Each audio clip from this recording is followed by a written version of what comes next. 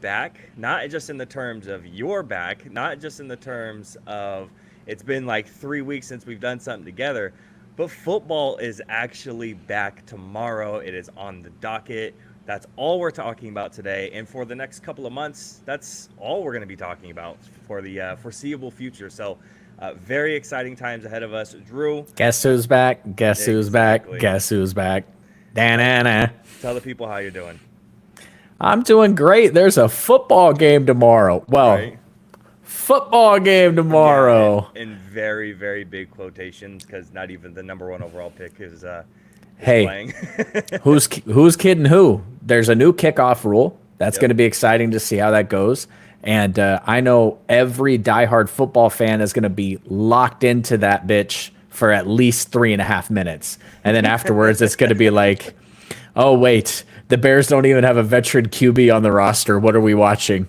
Hey, So, watch out. The Bears fans might get angry at you again for calling the one kid Bagel instead of calling him his correct last name. So Tyson Bagel. dude, they take it way too serious, but it doesn't matter And because we've been football's hyping the actually back, Bears. man. We've been hyping the Bears for 6 months, but the We've been one on the time I train. call their backup quarterback a bagel, they're like, "Oh, you don't know ball, bro."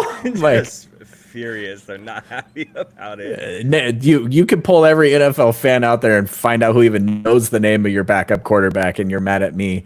But hey, listen, the Oklahoma City Thunder fans tried to cancel us because of the Shay Shy thing. So, Dude, you know, ridiculous. I swear it's always like the obscure fans.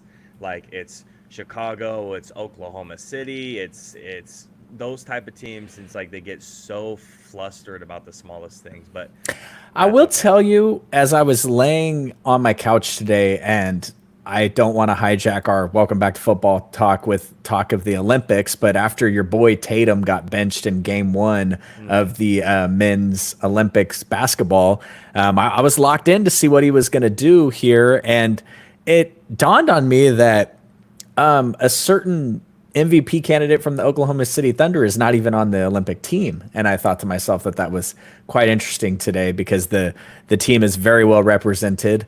My man, the Durantula, the Slim Reaper, Easy Money Sniper showing out. So, yep. yeah, outside of Tatum being benched last game, they showed out today against South Sudan. So we'll keep our eyes on that, obviously, a little bit. But Yeah, not all another roads disaster. point yeah, all roads point to the NFL season, and all roads point to trying to figure out if our star wide receiver is going to show up to camp or not. Exactly, and that is exactly what we're going to be talking about. We missed out on the majority of the camp holdouts, including stuff like Jordan Love and Tua. But we will talk about that in the later segment. So we are going to be talking about training camp holdouts. There's a couple of guys who are waiting for contracts. Even if they have reported to camp, there's a lot of guys who aren't practicing at all, or they're not practicing in pads. So handful of guys still not even reported at all. But one guy who has reported, but he has not been practicing, is Brandon Ayuk. For the past 5 months, Brandon Ayuk has been making his best attempt to force himself out of San Francisco.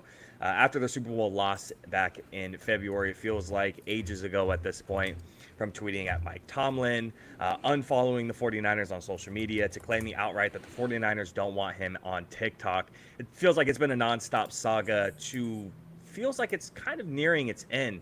Either the 49ers keep Brandon Ayuk, they pay him that money, they honor him with that contract, or he gets traded to another team. And now with Trent Williams also holding out, it feels as though we're getting closer to Brandon Ayuk moving on to a new team. Drew, with you being the 49ers fan, what's your scoop on this? What's your opinion on this, on the Brandon Ayuk saga? Again, feeling like it's coming to an end one way or another, whether he stays or whether he leaves. I'm gonna leave it right here. I got my man on screen right here, dapping up John Lynch, dapping up Kyle Shanahan. They're gonna get a deal done here, man. Brandon Ayuk ain't going nowhere. At least not this season. Mm, He, I think this is what's gonna happen. They're gonna sign him to a deal.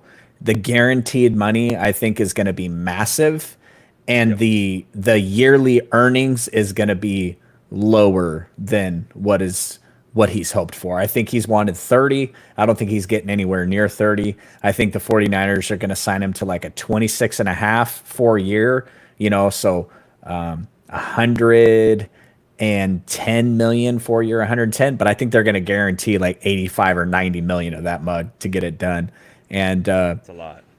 yeah, I mean, if this is the thing, man, is out of all these NFL contracts over the next couple of years, the player that's making the most actual cash is Patrick Mahomes. Still to this day, even though he signed a 10-year 450, actual cash is Patrick Mahomes. He's the leader in the clubhouse. So if you're Brandon Ayuk, you can have your agent put the number out there and everybody feels great about it. But in reality, all that really matters is how much actual cash you're going to get.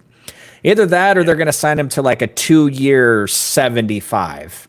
And at the end of the 2 years, it is what it is. You're basically making a run for the Super Bowl, and that's kind of all you're hoping for at that point. Is that the idea behind something like that? Yeah, it's just this Brock Purdy contract is on the horizon.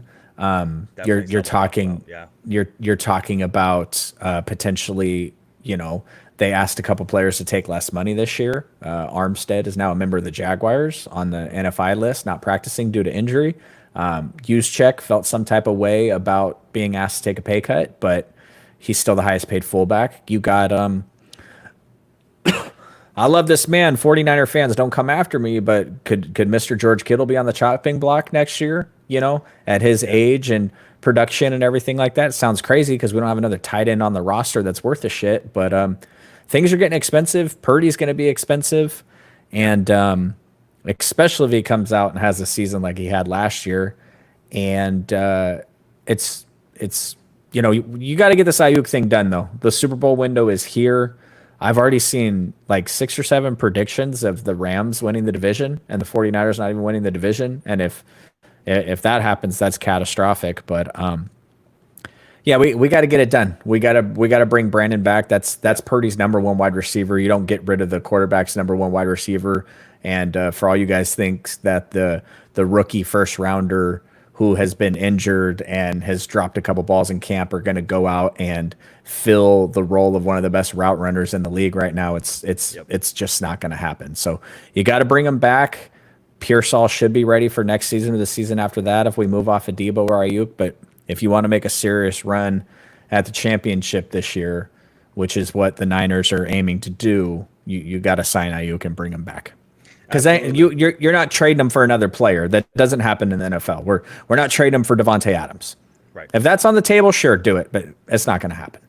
Yeah, just touching on the guaranteed money thing, because you said, that might be kind of the sweet spot. It's something I was actually going to bring up with CeeDee Lamb specifically, and when we get into that portion of it, I'll bring up more of the closer numbers to it in terms of the guaranteed money.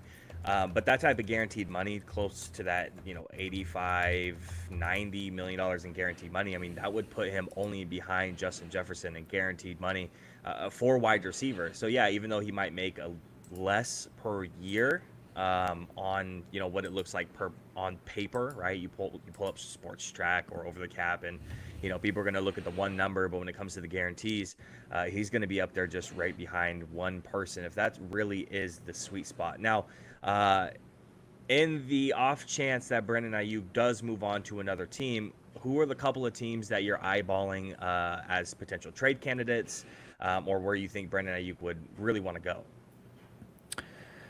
At this point, I've really kind of left that train behind. The fact that he's in camp, and the thing about it is he's not just in camp, he's sitting in the end zone next to John Lynch every single day watching training camp. He's not standing off in the corner. Right. We've heard the stories about Judon and how he's acting at camp right now. Yeah. He's actively, talking, he walks by the beat writers every single day and kind of like jokes with them. Like, I'm not exactly sure what the hold up is at this point.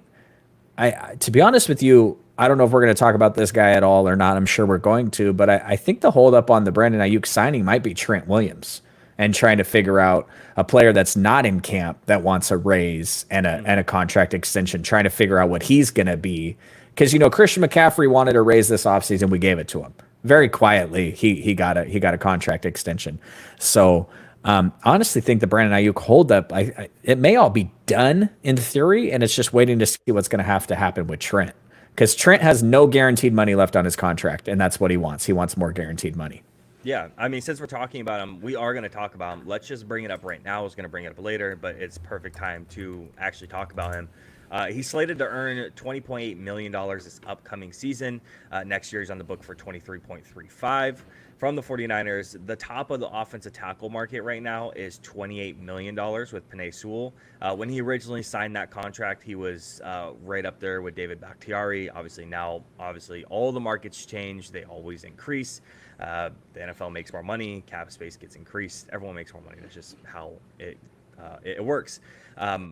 Yeah, but that is the holdup, as you brought it up already. Trent Williams' holdup is the guaranteed money. Essentially, what we're looking at, it was a 3+3 deal, 3 years of guaranteed money, and then those last 3 years of his deal, he's pretty much has nothing. It's 3-team options, almost essentially for 2024, 2025, and 2026. I mean, you're talking right now, Trent Williams, future Hall of Famer, 11-time Pro Bowler, 3-time first-team All-Pro selection. He was just selected to another All-Pro first team this last season, and then performing at a level that really doesn't look like he's showing his age.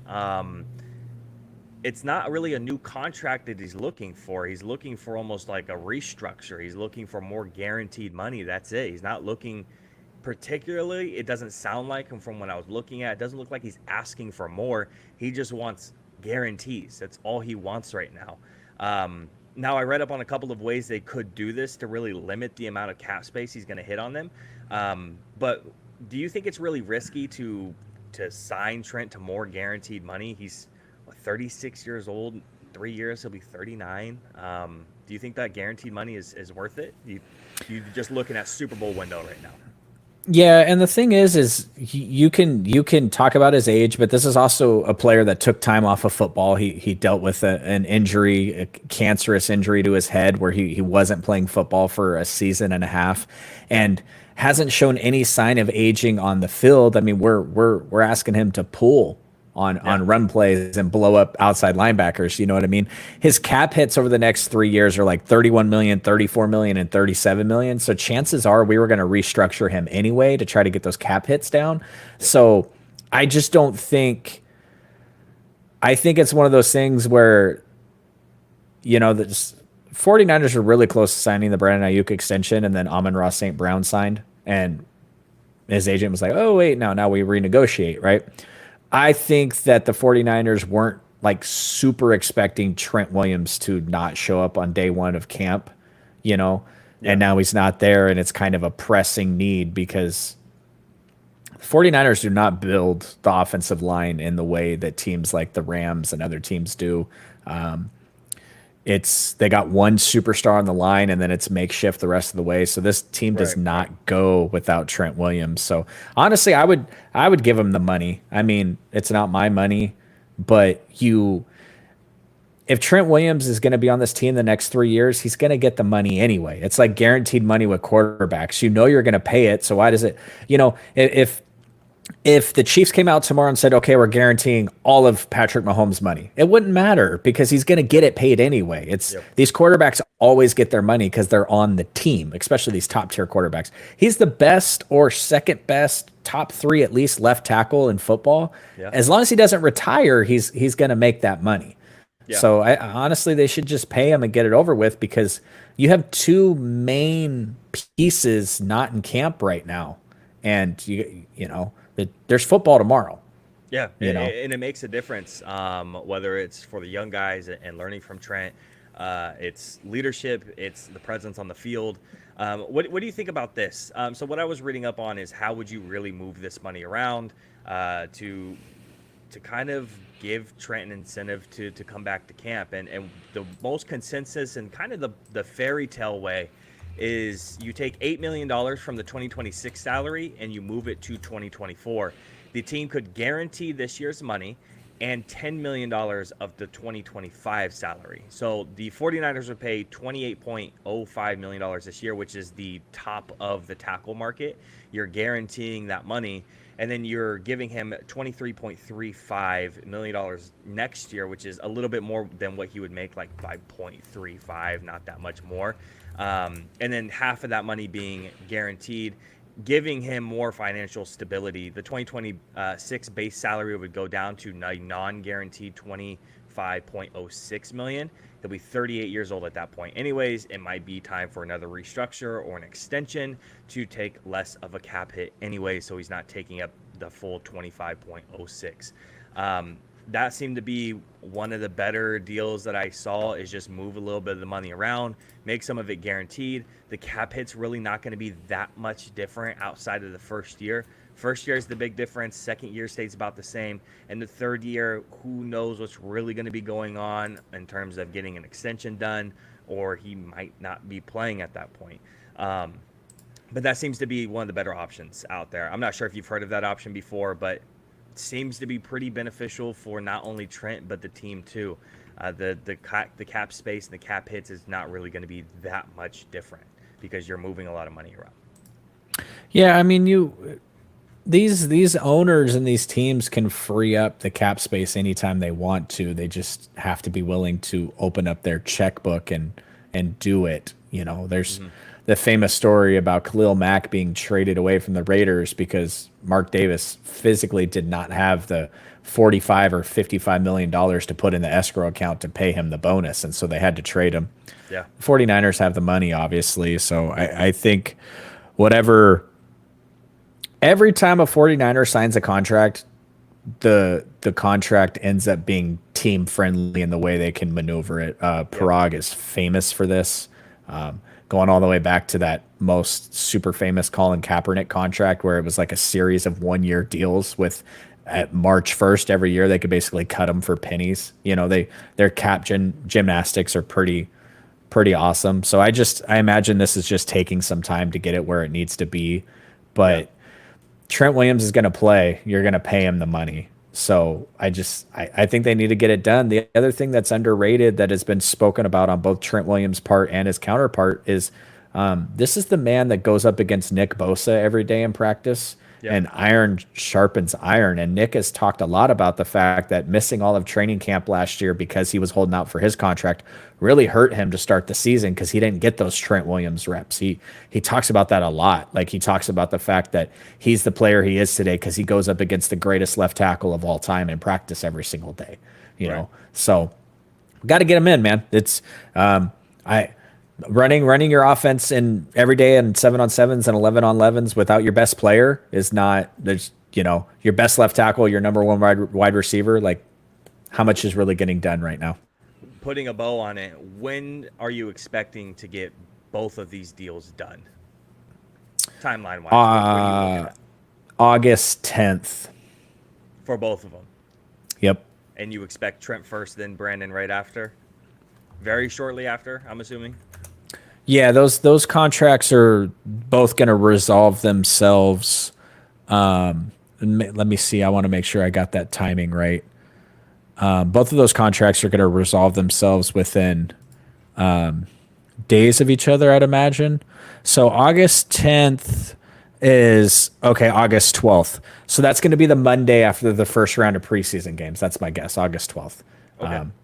Yeah, because you got to get Brandon Ayuk live reps no matter what, at least a series or two, and you don't want Trent Williams showing up on the first.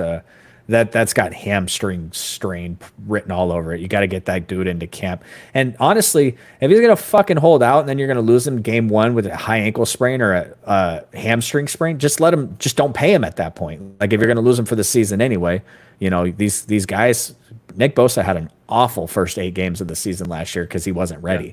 You know, it hurts the team and we can't have it. So, absolutely. Shifting back to the wide receivers, the next two guys, starting out with Ja'Marr Chase. Cincinnati Bengals wide receiver Ja'Marr Chase has yet to practice in training camp. It hasn't been widely stated, like CeeDee Lamb and Brendan Ayuk, Hassan Reddick, Trent Williams, like these guys, on why he's not practicing. It's cause for concern, and it's basically assumed at this point that it's potentially a contract issue. Ian Rappaport was on Inside Training Camp Live very recently on NFL Network talking about the contract for Chase, and he just said, I'm not sure Ja'Marr Chase's big contract is going to be coming this year. For me personally, when it comes to Ja'Marr Chase, it's too early to get a big contract from him. We have other wide receivers, CeeDee Lamb, who was drafted before him, waiting on their big contracts before the 2024 season actually starts up. And personally, again, if this is a contract thing, if I was him, I would wait. We're talking about a wide receiver that's put up 1,000 yards, 80 receptions, and 7 touchdowns at least in every single year that I've been in the league. Now you're about to get your quarterback hopefully back healthy, full-time, potentially making a run on the division, and hopefully making a deep playoff run. This is all brewing for a big contract, potentially record-breaking contract for Ja'Marr Chase. He's going to be looking for that Justin Jefferson, whatever CeeDee Lamb gets type money, maybe even more. So if I'm Ja'Marr, I'm waiting another year. So do you think that Jamar's actually waiting for a contract right now, or do you think it's something else that's kind of being swept under the rug? I don't honestly know what the hell the Bengals are doing right now. They got a whole lot of weirdness. Every time their GM or their owner speaks, it's just kind of like abnormal what he's talking about. And you got the T Higgins situation, you got a Ja'Marr Chase situation. Like, well, what are the Bengals without these wide receivers? And not I only know just I know those you got guys. Joey B, but It's not just those guys either, though, right? So you have Jamar, who's potentially holding out, T. Higgins, who's been very, very actively vocal about how unhappy he is with his contract situation, and then you go out and you draft Jermaine Burton, who's like not the greatest dude on the planet, has very, very piss poor character issues. It's a weird wide receiver room. You lose Tyler Boyd. I know they have a young kid. He's going to be in his second year. I space on his name, but he's going to be in the wide receiver room too. But it's a bunch of young guys outside of the Chase Higgins thing. Higgins probably not coming back next year. Chase holding out this year, which is a little bit too early. It's a strange situation. Ja'Marr Chase is seen in the end zone with Jermaine Burton after every single play, giving him pointers and reps and how to do certain things. So he's cooperating with his guys, but he's just not practicing. He's there, he's reported, he's just not practicing. So the situation's strange to me, and I'm not so sure on why he'd be holding out for a contract if that's actually what he's waiting for. Is it too early for Ja'Marr, or is this something that you would maybe take the risk on? If he's not practicing because he wants his extension, then the Bengals should give him the extension. It's going to be cheaper today than it will be, 2 years from now. But honestly, man, when these contract disputes happen, everybody always wants to blame the organization, except for your dad. It's true. He's pro owner. So, but we're just assuming the Cowboys don't want to pay CeeDee Lamb, right? We're just assuming the Bengals don't want to pay Ja'Marr Chase. We're just assuming that the 49ers don't want to pay Brandon Ayuk. But if I was Brandon Ayuk and you were Ja'Marr Chase, I would be like, let's wait till CD signs, bro. He's going to get the bag, and then we can renegotiate off that. And CD's probably like, nah, let's wait till Ja'Marr Chase signs, because people probably consider, I don't, but Justin Jefferson, Ja'Marr Chase, Tyreek Hill, CeeDee Lamb, I think CeeDee Lamb deserves more money than Ja'Marr Chase, just because of where CeeDee Lamb does his work, and he's the only. I mean, Brandon Cooks is nice, but he's the only top flight wide receiver on that team. The Bengals have, T Higgins also. If I was CeeDee Lamb, I'd just be sitting there like, I'll wait. I'm cool. What are you waiting for? We want you to sign the contract. No, I'm good. I'm running over here. I'm good. So we want to blame the organization. You got to sign the players. You got to sign the players. Maybe they're just holding out, waiting.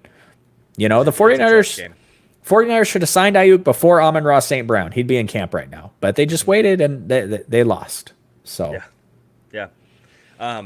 Speaking about CD, unless you have something else to say about Ja'Marr, the feeling is that CeeDee Lamb might settle somewhere between the $35 million, right behind the $35 million a year deal that Justin Jefferson just signed with the Vikings earlier in the offseason. Jefferson got a 4-year deal. That kind of makes perfect sense for both sides here. For CD, looks like he's probably asking for 4 years, right behind that 35. The obstacle, we talked about Brandon Ayuk, is potentially the guaranteed money. Looking at the guaranteed money for wide receivers right now for the top 3 contracts, or at least the guarantees in the contracts, Justin Jefferson at $110 million guaranteed, 2 is A.J. Brown at $84 million guaranteed, and Amon-Ra St. Brown, who just signed his contract. A.J. Brown did, Justin Jefferson did all this offseason at $77 million in guarantees. The newest news very recently, obviously we were, texting about it and then in the chat, whatnot. Newest news is that the Cowboys are closing in on potentially a 4-year deal worth between $136 and $138 million. Looking at that cap space and what it's going to do to the Cowboys cap space potentially is next year we're going from $65 million in cap space to $32 million in cap space. So obviously dramatically cutting it, but that is what you get when you sign a top flight wide receiver. So just talking about the CeeDee Lamb contract first, I know you kind of speculated potentially that they maybe weren't getting close to a deal, and that's what CeeDee Lamb's camp actually leaked and what they're looking for. So is it the guarantees we're getting held up on? Is it everything? Is it the years? Like, what are we looking on the hang up right here for CeeDee Lamb? I mean, this is going to be the one where I'm going to blame the organization, because there's really no reason why they shouldn't have done something with Dak this offseason just to lower his cap hit. You guys really look like you're headed towards turning over your quarterback and your head coach next year.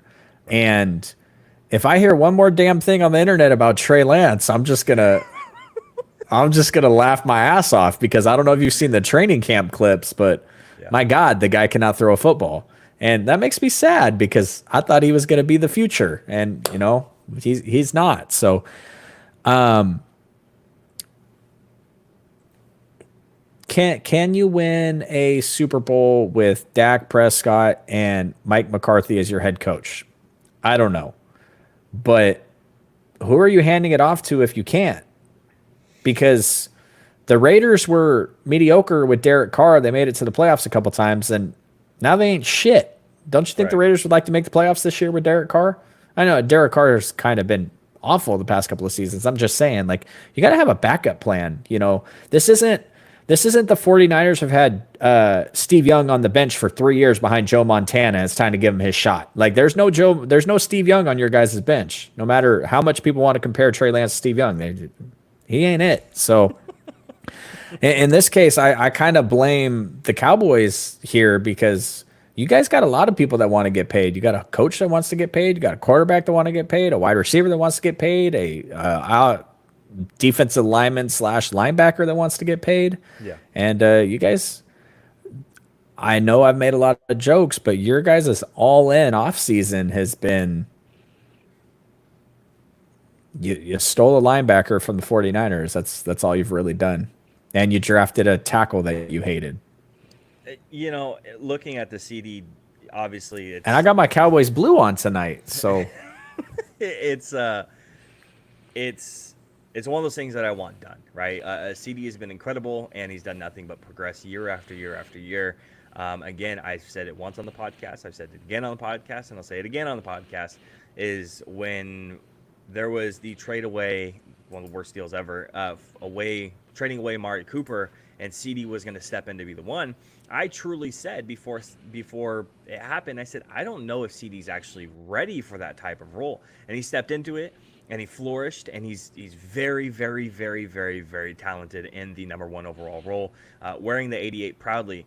But when it looks at the cap space after signing CeeDee Lamb and not getting a deal done with Dak, and reportedly he was offered a new contract within the last week, but there's been no new word given on if the contract terms are acceptable, or if they're how far away they are or close. It's been radio silent out of the news, outside of a couple of spurts of, he's been offered a new contract, and it really not a lot of reports on how close or far away they really are.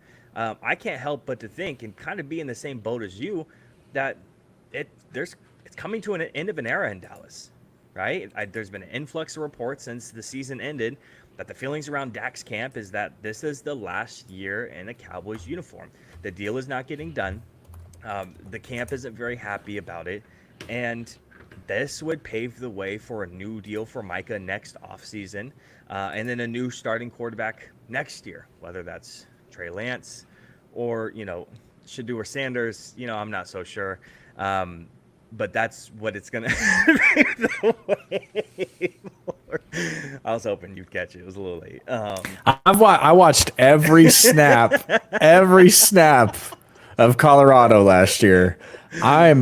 Listen, as hyped as I am about the NFL season and the 49ers, I have a small, like, at least I know if the season doesn't go the way I want it to, I can dive full into college football because I'm very, very excited for this upcoming season.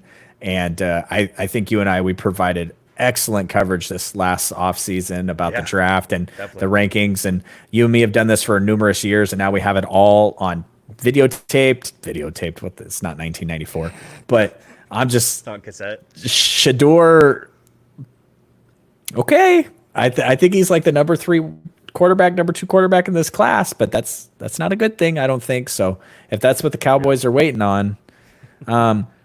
But getting back to the whole CD thing, man, is how good is Dak Prescott? You and me can have that conversation. If he's top 5, top 10, top 12, I can make an argument, right? Mm-hmm. Definitely. If you and me want to have a CD Lamb argument, we're starting at number 1 and not going any lower than number 4. Yeah. Justin Jefferson, Tyreek Hill, CD Lamb, and potentially Jamar Chase are the 4 wide receivers that are in that conversation, and no one else is. And you don't think Amon-Ra or Devontae has a stake in the claim? Top 4? No. Amon-Ra, no. Amon-Ra, I'm fading Amon-Ra this year. He is not capitalizing on last year. He's not having a bigger season than he had last year.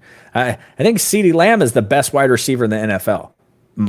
Personally, I think he is. Justin Jefferson is also the best wide receiver in the NFL. Like, that's where I'm at with those two guys. Right. Tyreek Hill is cool, and he has been one of the best, but he's getting older, and Tua is suspicious. CeeDee Lamb did all this shit with Dak Prescott as his quarterback last year. Yeah. Justin Jefferson has done everything that he's done with Kirk Cousins and shit as his quarterback. So that's, to me, those are the best 2, and you can argue them either way. But when you have a top 3 wide receiver on your team, there's no doubt that you're paying that guy. There's no doubt that you're paying Micah Parsons. There can be doubt about Dak. I understand the Dak doubt. I've seen it firsthand in the playoffs. So, oh God, that makes me so happy. But I mean, let me ask you this. If you called every GM in the NFL and said, hey man, you want Dak or do you want Jordan Love? How many are taking Jordan Love? Probably quite a few. Yeah. I bet you there's NFL GMs out there. Oh, this is going to piss some people off. I bet there's NFL GMs out there that would take Jordan Love over Lamar Jackson.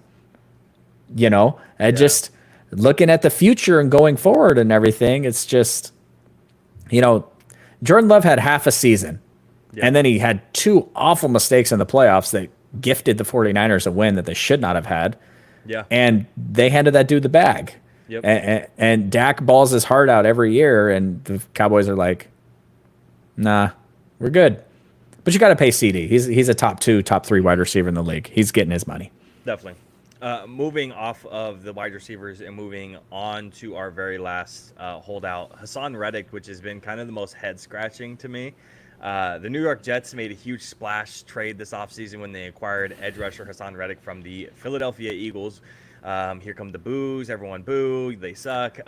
With Bryce Huff signing a free agent deal with the Eagles, it kind of made a lot of sense for the Jets to acquire a veteran from the Philadelphia Eagles. However, it's not gone according to plan. They gave up a conditional third that if he plays, it's like 67.15% of the total snaps over the season.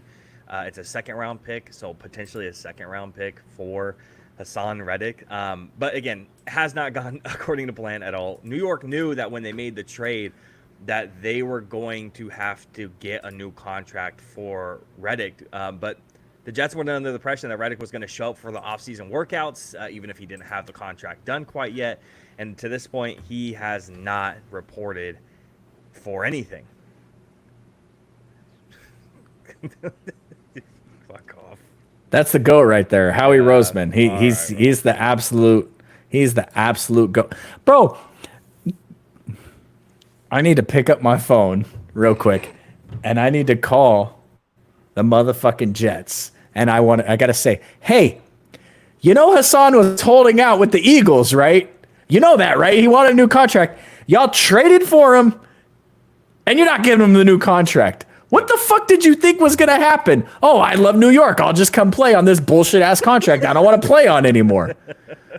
What the like? This is the stupidest shit I've ever seen happen. Like, you guys traded for the guy, knowing, God forbid, somebody send the 49ers a first-round pick for Brandon Ayuk, and they'd be like, yeah, no, we're not paying you either. What the hell are you like? Honestly, Robert Saleh, my guy, he's hella suspicious, bro. That I don't think he's a head coach in the league. I don't think the Jets know what the fuck they're doing. Yeah. They signed 73 offensive linemen in the offseason, and then they drafted an offensive lineman in the offseason. And, you know. It's bad because not only, so you gave up Bryce Huff, and then also you traded away John Franklin Myers, and then you bring in Hassan Reddick, and then you're not paying him. So now you're looking at Will McDonald, last year's first-round pick, who maybe shouldn't have been a mid-first-round pick at all, has to step up his performance in year 2. There's obviously a couple other guys on the line as well. But a couple of young guys on the line with not a ton of experience, and now they're going to have to step up, especially in training camp, to perform well. And according to the reports, Jets practices, their first padded practice looked awful. And then their second and third, there was fights, and it looked awful. So it's just been nothing but confrontations, fights, and looking like shit. The Jets do not look good this year. But looking at the Hassan Reddick thing very specifically, over the last 2 seasons with the Eagles, he's recorded 27 sacks, which is third in the league, again, over the last 2 years. Also bringing up 24 tackles for loss, 49 quarterback hits, and 76 total pressures. Looking at the sacks alone, someone who had the same type of production as Hassan Reddick is Danielle Hunter. Danielle Hunter signed a 2-year, $49 million deal, so $24.5 million a year. Danielle Hunter had the same amount of sacks. He had more tackles and a little bit more pressures, but he had the same amount of sacks, so the big number at least is the exact same. And when you're looking at everybody else, Nick Bosa, Josh Allen, Brian Burns, TJ Watt, and Myles Garrett would be the only guys, the only edge rushers to be making more money than Hassan Reddick. So that seems to be roughly the market for Hassan and maybe what he's asking for. There has not been a lot of leaked reports on what's going on with the contract, or unless you've heard something different. Is that the money you'd pay Hassan Reddick? Is that type of Danielle Hunter, not 2 years, but $24.5 million a year, right behind those guys I named off, Nick, Josh, Brian, TJ, Myles? Is he right there with those guys? Or he probably has to get paid. I mean, I don't value Hassan Reddick that highly, but that's probably his market, is right behind those guys. Yeah, but you didn't fucking trade for him. Yeah. Like, it's one thing for the Eagles to be like, you know what, we don't value this guy at this number, and then either trading him away, which they did, or cutting him or moving off of him. But to trade for him and then not sign, like, it's just dumb. It's bad. It's bad football, and it makes you wonder what the hell's going on out there. It's already bad enough that clips are going viral of Aaron Rodgers and Garrett Wilson arguing on the sideline and shit, and it's just, people already know that Aaron Rodgers is a weird dude to begin with. Now he's arguing with this star wide receiver. Yep. Like, he can't get on the same page with his star wide receiver. And it's early in training camp. It doesn't mean anything come week 9, week 10, week 11. But, right, you know, we're laying the lines for the season. Everybody's excited. Let's get to, like, the third play of the season before we get to week 9 for Aaron Rodgers. That's true. Let's just stay healthy. Let's not pop our Achilles. I drafted Aaron Rodgers in like 4 fantasy leagues last year. And then scrambled right after. Yeah. Yeah. So wrapping up the training camp holdouts, wrapping up Hassan Reddick specifically, any other just things you want to kind of top off here? Or are you ready to move on to the quarterback contracts? No, I think that we covered it. For the most part, I'm expecting a lot of this contract stuff to come to a close. You know, we'll obviously hop on next week before the first week of preseason games, but Yeah. there's only, you know, there's only a couple of weeks until these guys are ramping up and ready, and you gotta get these guys, especially route runners like CD, who is, you know, route runners like Brandon Ayuk. Your body needs to be conditioned, or you're gonna pull a hammy. And Absolutely. if CD Lamb goes down in week 1 or week 2 with a 6 to 8 week hamstring injury, that's bad. And it's those type of explosive players, you know, obviously the route runners, yes, but it's the type of explosive players, edge rushers, wide receivers, big-bodied offensive linemen who are incredibly athletic and agile. Those are the guys you got to worry about. Those like soft tissue injuries. It's concerning. So that's what we're looking out for. Right. Moving on to the quarterback contracts, though, we missed a couple of them that we have not gone over. Specifically, Jordan Love and Tua Tagovailoa. Jordan Love first contract, he signed a 4-year, $220 million contract. This includes a $75 million signing bonus, averages $55 million a year. This is right up there with Joe Burrow and Trevor Lawrence, question mark, I guess. This extension tacks on 4 years to his old deal. He's under contract in Green Bay through 2028. His cap hits per year is $20 million this year, 29 the year after, 36, 42, and then $74 million. But obviously he's probably not going to play on that contract. Who would ever let a quarterback play on a huge cap hit in the last year of a deal? That just sounds really dumb. Moving on. Not a good franchise. So Jordan Love, the contract. One, what do you think about the contract alone? And is this a huge risk for Green Bay? Well, he was awful the start of last season, and then he was fantastic the start of the end of last season. He was really good in the playoffs. I didn't see it. I maybe caught like a half of it, and I don't know. You know, the 49ers are winning in that game when he threw that game-ending pick. He had to make something happen. It was third down, I believe, when he made the throw. Right. Which is what everyone criticized him for, because you can down that ball and then go back. But it's a young guy, first time in that situation. It happens even to the most, you know, Tom Brady threw game-losing interceptions once probably. But it's a lot of money. But again, what else are you going to do? There's nobody on the roster. You know, this isn't a Daniel Jones situation. We've seen quarterbacks be paid for less production. You know, Jimmy G became the highest paid quarterback in the league after 5 games with the 49ers, and then blew his ACL out in week 2 that season. Was never the same. I honestly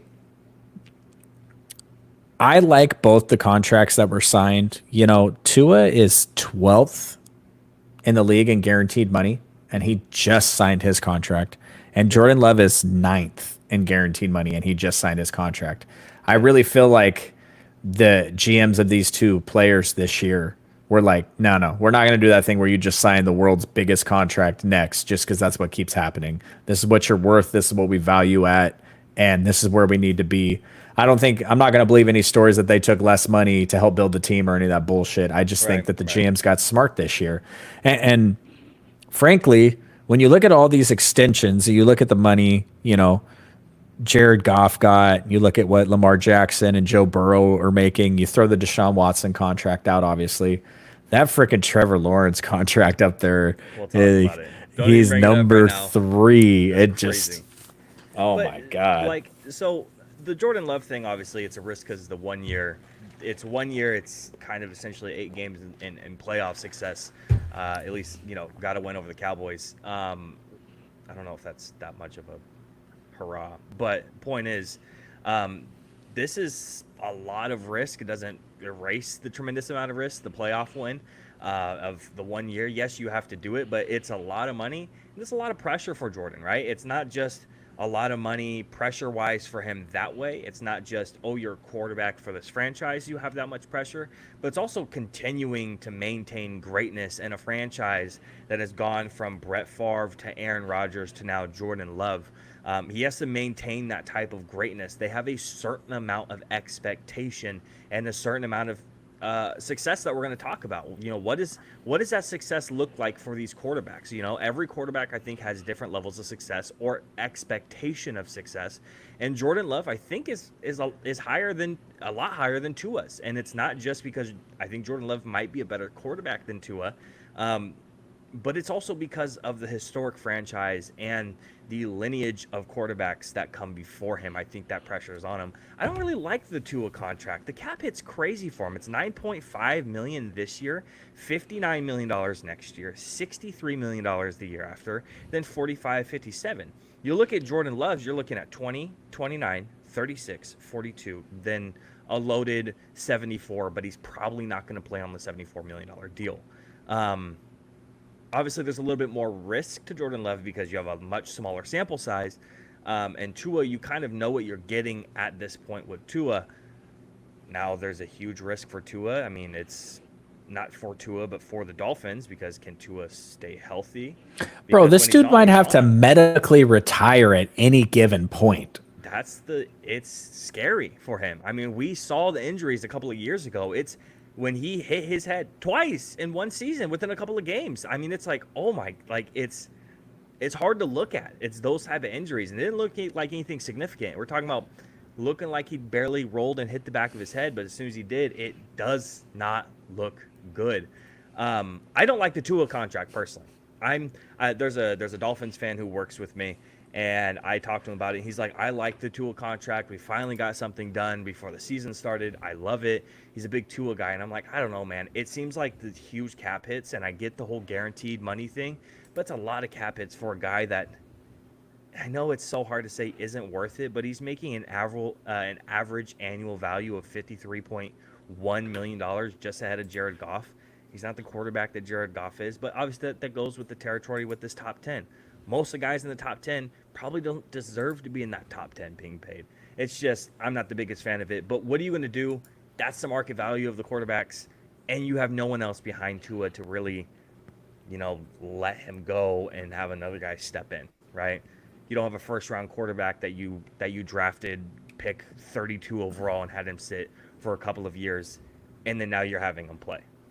So, again, not the biggest Tua fan over here, so the cap hit is just not very – it's hard to digest for me. The Jordan Love contract has a huge risk to it, but like you said, what are you going to do? It's something you have to do at this point. The Miami Dolphins structured this contract to be able to get out of it, plain and simple. Mm-hmm. He's got a massive dead cap hit next year, but then the year after that, it goes from 80 million down to 25 million. And then I think if you designate him the post-June blah, blah, blah cut we always hear about, it's like 17 million. Right.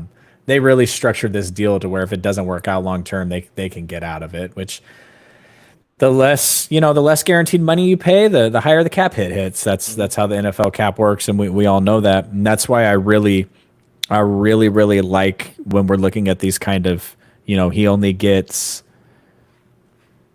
$93 million guaranteed. Yeah. That's less than Dak got. That's less than what wide receivers are getting. So what Justin Jefferson's getting. Yeah, I mean, could you imagine what happens? What I was talking about, Brandon Ayuk gets like a 4-110 with $90 million guaranteed or something stupid like that. Like that would just be, they'd be like, oh my God, that's Tua Tagovailoa money. But I think Miami knows what they have. I think they have not a gimmicky in a bad way. I love their offense. Obviously, Mike McDaniel's my man.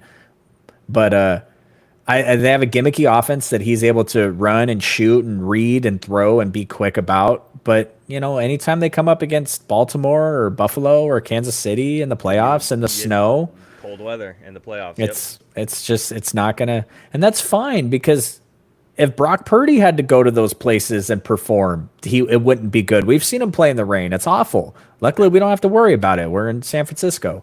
We're in the NFC. Brock Purdy's not a top 10 quarterback in the AFC. It's just not.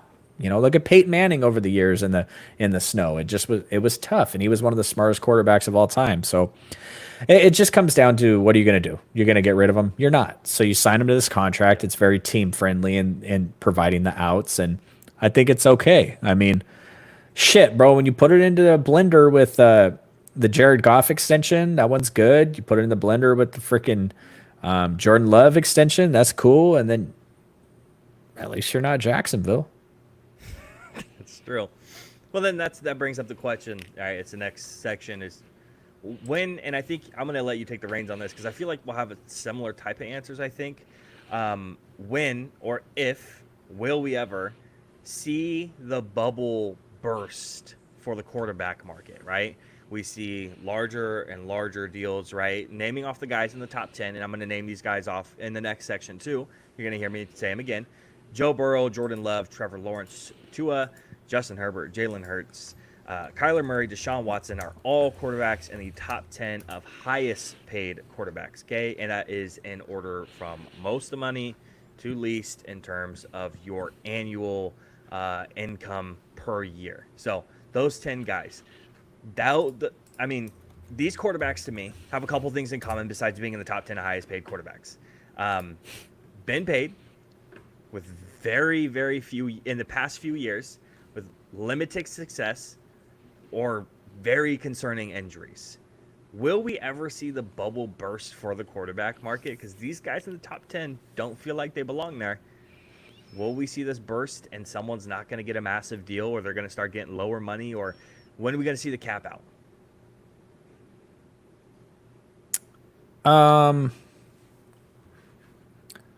Let me Google something real quick.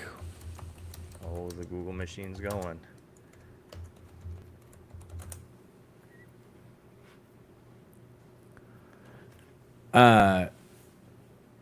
The quarterback bubble will not burst until the NFL bubble bursts. The NFL continues to make money hand over fist, and while that continues, the salary cap can continue to raise. For those of you that don't know this, the NBA, the NFL owners do not pay the players. That is all revenue sharing. All that money is given back. It's all paid for. Guarantees are fronted by the owners up front. That's where the guaranteed money comes from. You got to put it into escrow accounts day one. If you sign your Deshaun Watson, all $230 million of that money had to go into an account, right? That's the only contract like that in NFL history. So until the NFL bubble bursts, nothing's changing. Salary cap's going to continue to go up. Some of these NFL quarterbacks already have $73 million cap hits. Players will play on a $73 million cap hit eventually. And based off of my Googler, the current NFL CBA expires in 2031. So with the advancements of guaranteed contracts coming, that's the only way that you're going to see these astronomical numbers come down, because the more money that the owners are willing to guarantee up front, the less of these holdouts you'll see, et cetera, et cetera, et cetera. Because if a player gets injured, you can cut them like that. So that's why players hold out for more money when they're playing well. So as long as the NFL bubble doesn't burst, and eventually it will. I mean, you cannot continue to have year over year growth. But you know what's coming in the next couple of years is an 18th football game, a week-long bye on every team. Every team's going to be on bye the same week, and they're going to run some type of Pro Bowl or something that week probably. And then you're talking about the Super Bowl being moved to President's Day weekend, which means that the Monday after the Super Bowl is a national holiday, so everybody's going to be gone. The overseas games are expanding, and I don't know about you, I absolutely love it. I wake up at 6:30 to watch that first football game. I think that's freaking awesome. I watch all of those games. Football all day, 6:30 in the morning here on the West Coast, all the way until about 8:30, 9 o'clock at night. And then when the holidays hit and you got the games on Monday and Thursday and Friday and Saturday and Sunday and on Christmas, that shit is great. Everybody loves that. Sucks for the players a little bit, but that's why you put in the week, the bye for everybody that week. But the next couple of years with them expanding the schedule to 18 games, knocking off the preseason game, that's only going to increase revenues. So for the next 3 to 6 years, the growth of this league it's already penciled in no matter what happens outside of another worldwide pandemic. These contracts are going to continue to go up at least for the next 4 to 7 years until an NFL team has to operate at a deficit until the revenue sharing coming back to the team. And we know the number this year was $400 million in profit to each team. And that's not stadium money. That's not, Yep. that's none of that. Jerry owns a stadium. A lot of these teams own their stadiums. Like that doesn't even factor into any of that. That's just the NFL made $12 billion this year. Here's your 400 million. Yeah, I mean, you and I had the same answer. That's why I wanted you to kind of take the reins on it, because I knew exactly what I typed out. Trend will continue until the NFL stops making money, increasing the cap space for all of the teams across the league. So I knew you would expand on it, especially further into the cap and what's going to be coming eventually for the league itself. What's the chance that the NFL expands one or two more teams in the next 5 to 10 years? That's a great question. What's more likely, real quick? What's more likely, them getting one or two more teams in the next 10 years, or them, let's say, getting an expansion team internationally?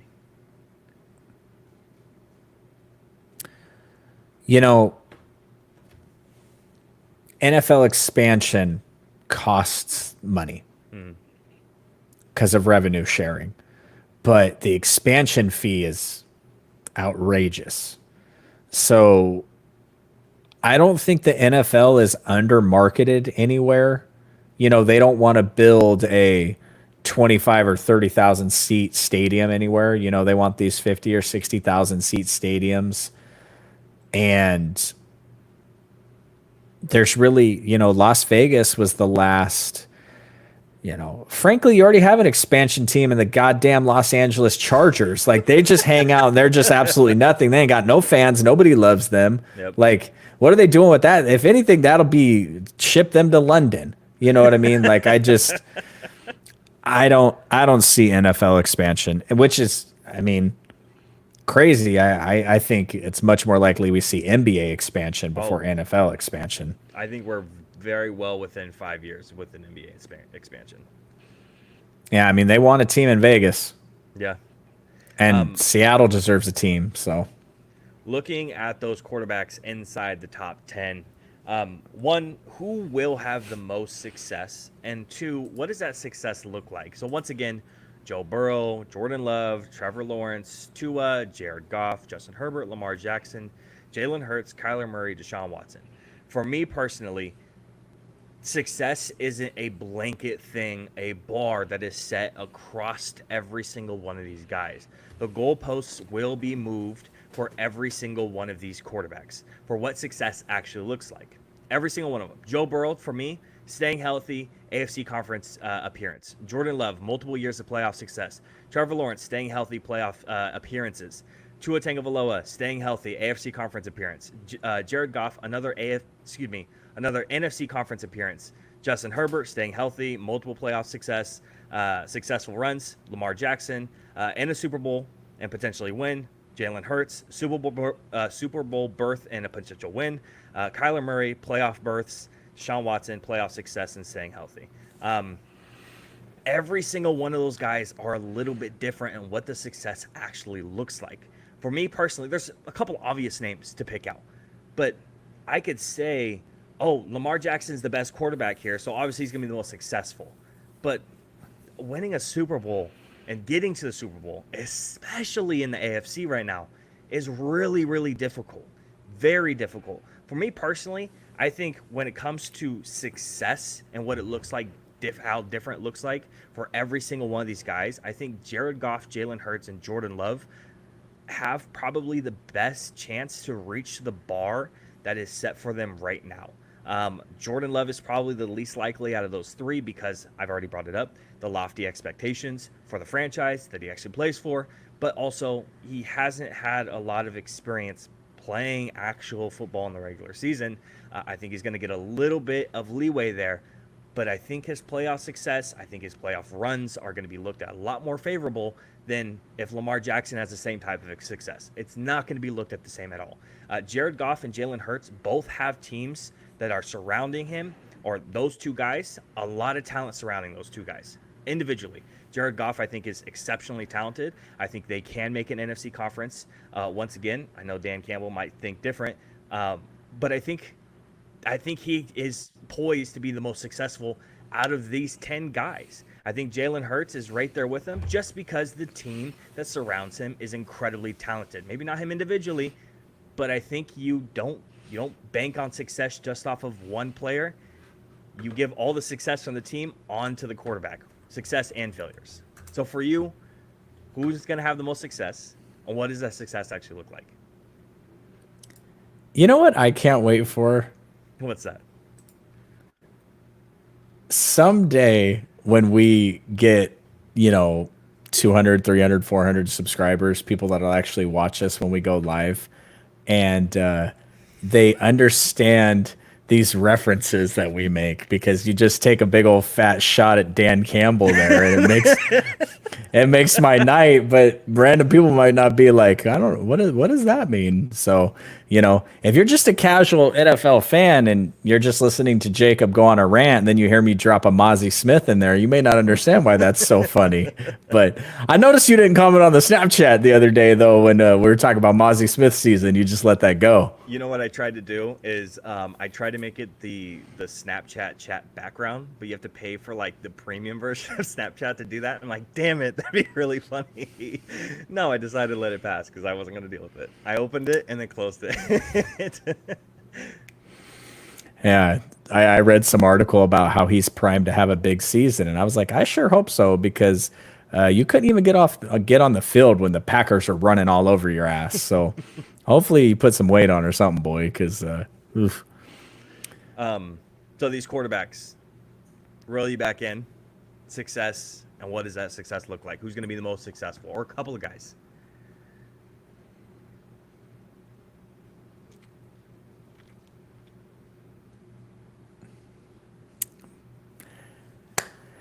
Justin Herbert, I think, is the next wave of big time quarterback play in the NFL. I think the next 2 to 3 years of Justin Herbert is going to be big time. I think that we're talking potential MVP Justin Herbert. I think Jalen Hurts is going to take a massive step back with Kellen Moore. I think a lot of people are sleeping on Kyler Murray. I've been reading some shit about Marvin Harrison Jr., and he sounds like he's the truth. So I think Kyler Murray is going to be huge. Joe Burrow needs to get himself to an AFC championship game here in the next 1 to 3 years. Yep. Lamar Jackson needs to get to a Super Bowl. Jordan Love and Tua just need to continue to be in playoff games. Yep. If Miami gets to an AFC championship game and gets bounced by a team that wins the Super Bowl, you'll take that. Deshaun Watson, man, if he could just put up a 4,000-yard passing season and 35 touchdowns, I think that would just be massive for him. But I'm not even sure if Deshaun Watson is good at football anymore. We'll find out. Yeah, I don't even know if he wants to play football. One of these downsides to these guaranteed contracts is dudes just deciding, like, my toe hurts, I don't want to play this week. So I think it's going to be an interesting. I think the NFL is on the verge of a changing landscape here with some of these guys that have signed these contracts. And Tom Brady has gone. How long can Patrick Mahomes keep it up? Who knows? Him and Xavier Worthy look nasty. So it's going to be Well, did you see the clip of Xavier Worthy getting shoved around today? I did not. Was there something? It was bad, dude. Look it up on Twitter. Look up Xavier Worthy pressed and see if you can find the clip. Drew, it's really bad, and it is exactly what you would expect of a guy who weighs 165 pounds, because it's... Yeah. Oh. They're bullying this skinny kid. They're going to shove him in the locker when they get back in into the locker room. It is bad. He was in motion and he threw. Oh, that's bad. It's one thing to get bullied by like Sauce Gardner at the line or whatever, but he went in motion and he just knocked his ass, and then the linebacker was like, Dude, they're playing playing ping pong. Yeah, pinball. They're knocking them around. It was I'll bad. tell you what. I'll tell you what. They're not running nothing to that man's side. They're not running, and they are not an up the gap team. They're outside the gap team. So whatever side Xavier Worthy is on, you already know they're not running that way. Right. Which of course means probably a game winning play in the Super Bowl. They'll run to Xavier Worthy's side and win because. At least we can rely on the Chiefs. We know the Chiefs are going to play their players in the offseason, in the preseason. Absolutely. So, You know said that this- the Kings don't have an NBA championship because they ran into the Lakers every year. Uh-huh. The 49ers don't have a fucking Super Bowl because they ran into the Chiefs every year. Yeah. It's hard to be mad at the fact that this isn't Kyle Williams dropping a punt and us losing the game. This is Patrick Mahomes. And frankly, Brandon Ayuk was wide open in the fucking end zone for the win, and for some reason our offensive guard decided to block out instead of in, which is not what the protection was. Right. So bad that our other offensive guard put him on blast on social media for being a fucking idiot. drunk tweeting. Yeah, that's crazy. Yeah. I mean, God, that's the worst clip I've ever seen. It's pretty bad. I'll let the viewers look that one up. Looking at the top 10 once again, who's next up for a big deal? Two obvious names. Who's next up for the deals, and what are we roughly looking at? Which position? Quarterback. Oh, I don't want to talk about it, bro. So the obvious ones is both our teams. Dak's next up for a deal, and then Brock is next up for a deal. What I'm seeing for Dak projection, whether the Cowboys pay him or whether someone else does, whatever, 4 years, $224 million deal is roughly what he's looking at. And then Brock is being projected somewhere around a 5-year, 266, but it could be more. So that's the projection. A 5-year would be surprising considering how many quarterbacks signed 4 years. I'd be surprised to see a 5. So, but like you said, with the 49ers, how they structure their contracts, they might be a little bit different. Do you think it's more likely that Brock? Oh man, I don't even want to ask this question. I don't even want to ask it. So, you think it's more likely that Brock Purdy is the highest paid quarterback in the league next year, or more likely that Dak leaves and goes to another team next year? There's been a lot of buzz about $300 million. Yeah.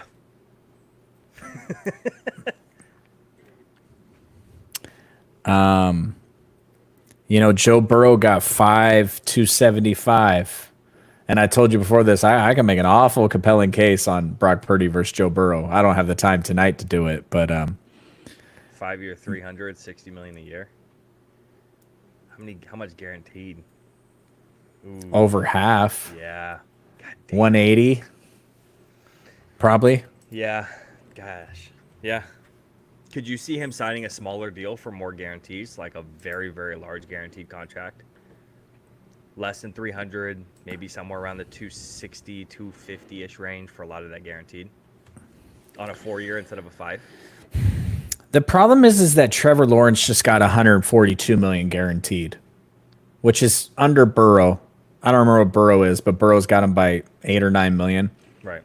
So the next, let's just call Burrow 145. I don't remember. The next guarantee is like 165, 170. Right.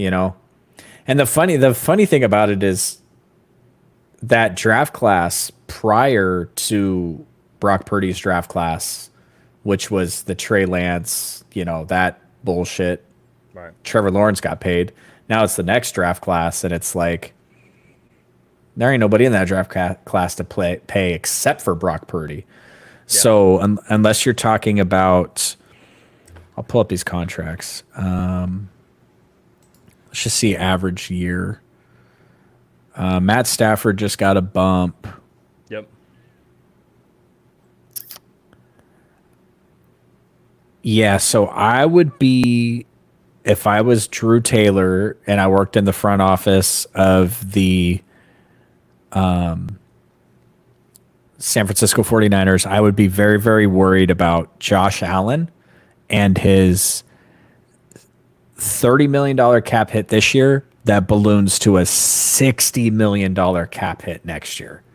That is almost unattainable for a team that has no money to begin with and had to shed all their salary. So that has extension screaming all over it. Absolutely. And a Patrick Mahomes that makes $37 million this year, and his cap hit jumps to $66 million next year, and they are still in their Super Bowl window. So that has extension written all over it.